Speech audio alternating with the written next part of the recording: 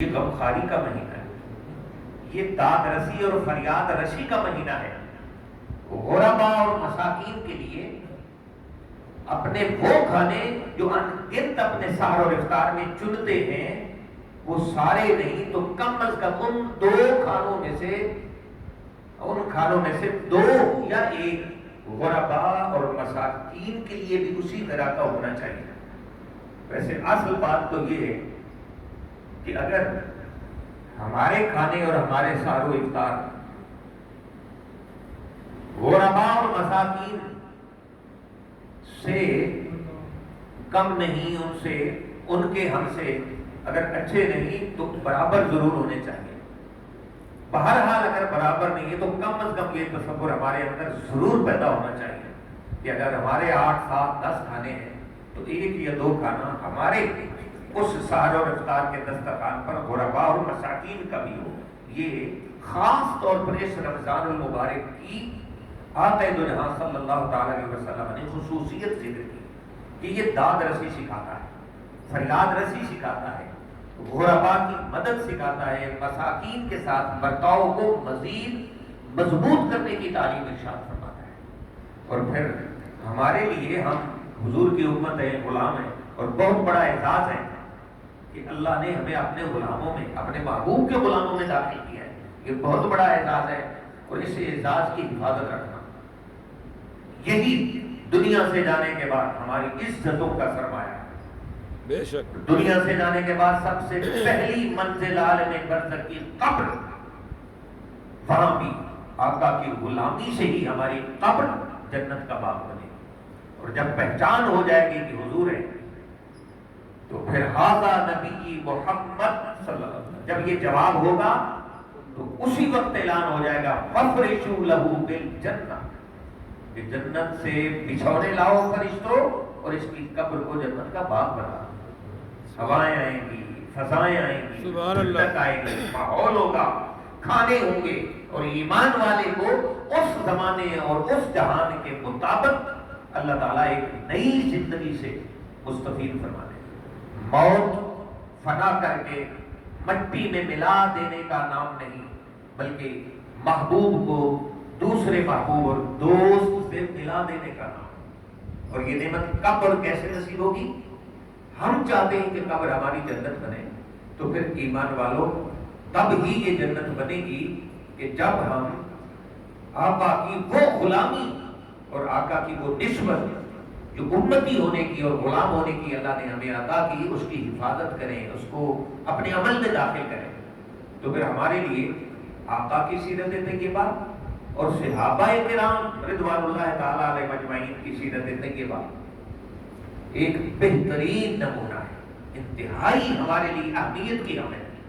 جب بھی ہمیں اپنی زندگی کو موٹیویٹ کرنا ہو، کہیں آگے لے جانے کی کوشش کرنی ہو، اپنی آخرت کو بہتر کرنے کی کوشش جب اپنے لیے شروع کریں تو ایمان والوں آقا کی اور آقا کے غلاموں کی سیرت اور سنتوں کو اپنے سامنے رکھا ہے۔ اب یہ دیکھیں بعاثات کے حوالہ سے آپ جنگ یرموک کا ڈاکٹر صاحب بیٹھے ہیں، استاد بیٹھے ہیں، اچھے طریقے سے جانتے ہیں کہ ابو جہل کے چچا زاد بھائی وہ جنگ یرموک میں موجود تھے، اور ابو جہل جو ہے وہ باہر تھے، تو وہ پانی کا ایک مشکیزہ لے کر اس غرض سے گئے جنگل کا میدان جنگ میں، غزوے میں، کہ میں دیکھوں گا اگر میرا بھائی جو ہے وہ زندہ ہوا، ابھی شہید نہیں ہوا، تو پانی پیش کروں گا، ثواب ملے گا، اور اگر ایسا ہوا کہ شہادت مل گئی تو ان کا منہ اور ہاتھ دھو دوں گا۔ یہ پانی لے کر آپ میدان جنگ میں پہنچ گئے۔ ابو جہل جب پہنچتے ہیں تو آپ زخموں کی وجہ سے بڑے درد میں تھے، اور آپ جو ہے وہ لیٹے ہوئے تھے زمین پر۔ تو آپ جو ہی پہنچتے ہیں تو آپ نے پوچھا بھائی جان پانی؟ تو آنکھوں کے اشارے سے کیا ہاں پانی۔ لیکن جب پانی قریب لے کر پہنچتے ہیں تو ساتھ ہی اور حضور کے غلام زخمی پڑے تھے جنگ یرموک میں، تو ان کی آواز آئی پانی۔ تو پھر میرے بھائی نے ابو جہل فرماتے ہیں کہ مجھے کہا کہ چونکہ مجھ سے زیادہ ان کو ضرورت ہے تو بھائی پہلے ان کو پانی پلاؤ۔ جب میں ان کے پاس پہنچا ہوں، یہ ہے مواصلات حضور کے صحابہ کی زندگی سے جو ہمیں تعلیم اور سبق دیا جا رہا ہے۔ سبحان اللہ. پھر جب دوسرے کے پاس گئے تو ابو جہل فرماتے ہیں پھر ایک اور آواز آئی، ایک اور زخموں سے جو ہے شہید ہوا جا رہا تھا اور کشتہ عشق مصطفیٰ میں مستغرق تھا. جب اس کی آواز آئی پانی تو وہی مشکیزہ میں وہاں لے کر گیا، تو جب پہنچا تو وہ شہادت نوش فرما چکے. واپس فوراً آیا تو دوسرے بھائی بھی اللہ کی بارگاہ میں وصال فرما چکے تھے، اور جب میں اپنے چچا زاد بھائی کے پاس آیا تو وہ بھی اللہ کی بارگاہ میں کامل ہو چکے. اللہ. پانی اسی طرح محفوظ رہا. اب ذرا تھوڑی سی اپنی کیفیتوں میں ذرا غور کریں ایمان والوں. اب اگر ہمیں زندگی میں ایسا موقع ملے اور کسی بھائی کی داد رسی کا اور اس کی مدد اور مواسات اور غمخواری کا ہمیں موقع ملے تو ہم کس حد تک اپنی زندگی کو قربان کرنے کے لیے تیار ہیں. رمضان آقا نے فرمایا شہر المواسات ہے، یہ غمخواری کا مہینہ ہے. تو یہ جذبے جب تک رمضان کے حوالہ سے، آقا کے فرمان کے حوالہ سے ہمارے اندر پیدا نہیں ہوں گے تو رمضان سے ہم نے کیا لیا اور رمضان نے ہمیں کیا دیا.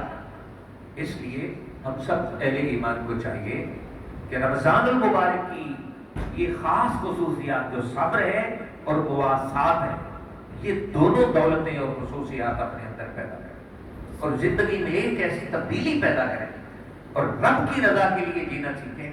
تو پھر تو روزوں نے ہمیں 4 چاند لگا دیے اور سب کچھ دیا اور بس جانے کی دیر ہوگی جنت.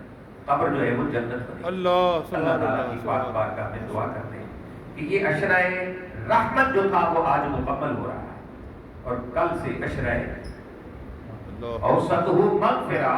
آقا کا فرمان اسی حدیث پاک میں جو حضرت سلمان فارسی سے جو طویل خطبہ تھا اس میں حضور کا فرمان اولہ رحمہ واوسطہ مغفرہ وآخرہ عتق من النار. تو یہ کل مغفرت کا عشرہ شروع ہو رہا ہے. بخشش کی اور مغفرت کی طلب لے کر اس عشرے میں داخل ہو اور عشرہ مکمل ہو تو کلیتاً بخشش و مغفرت بھی اللہ نے ہمیں دے دی. اللہ تعالیٰ کی بارگاہ میں دست بدعا ہے کہ عمل کی توفیق عطا فرمائے.